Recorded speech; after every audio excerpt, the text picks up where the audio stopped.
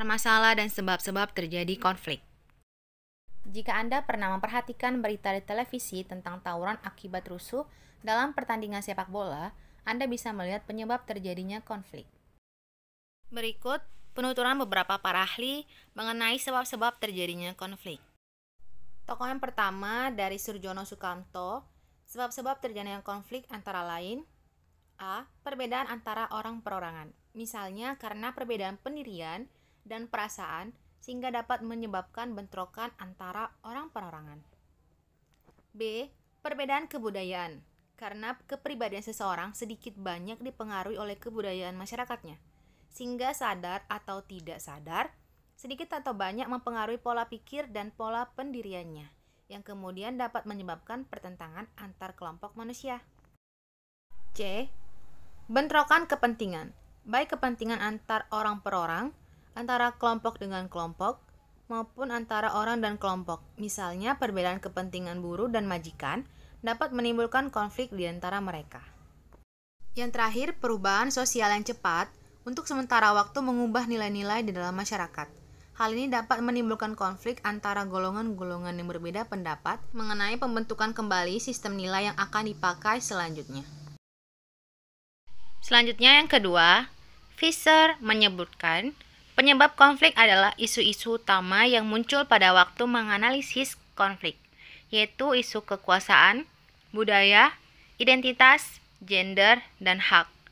Isu-isu ini muncul ketika mengamati interaksi antar pihak yang bertikai, yang pada satu kesempatan tertentu akan menjadi latar belakang konflik, serta berperan sebagai faktor-faktor yang mempengaruhi secara diam-diam.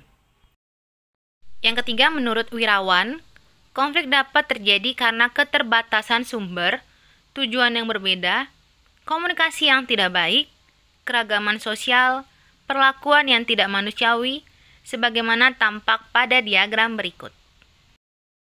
Dan tokoh yang terakhir dari Harjana, secara garis besar, penyebab atau inti konflik itu dapat dikelompokkan menjadi 5, yaitu yang pertama masalah struktural, kedua masalah kepentingan, yang ketiga masalah perbedaan nilai, yang keempat masalah perbedaan data, dan yang kelima masalah hubungan antar manusia.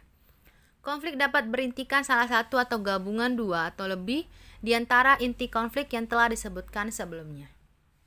Setelah kita mengetahui penyebab terjadinya konflik, saatnya kita mengetahui dampak terjadinya konflik. Dampak yang ditimbulkan dari suatu konflik antara lain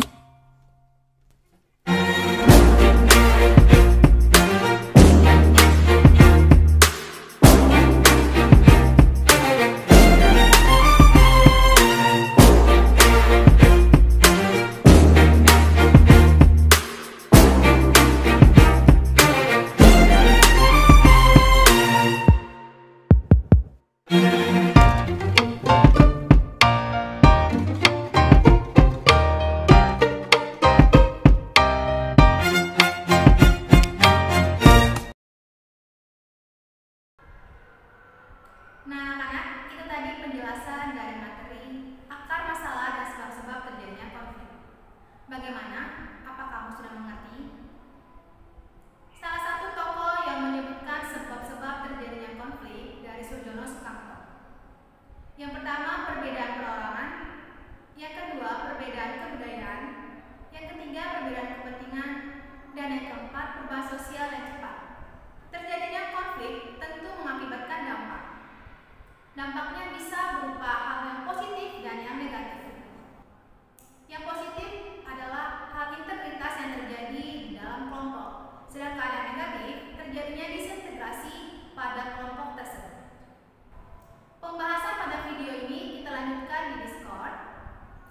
di sana juga kita akan kuis dan latihan. Sebelum berakhir video ini, kembali Ibu ingatkan untuk kamu tetap lakukan protokol kesehatan seperti mencuci tangan yang berkala, menggunakan masker saat berada di luar rumah, menghindari keramaian, dan menjaga jarak. Sampai jumpa di pertemuan berikutnya.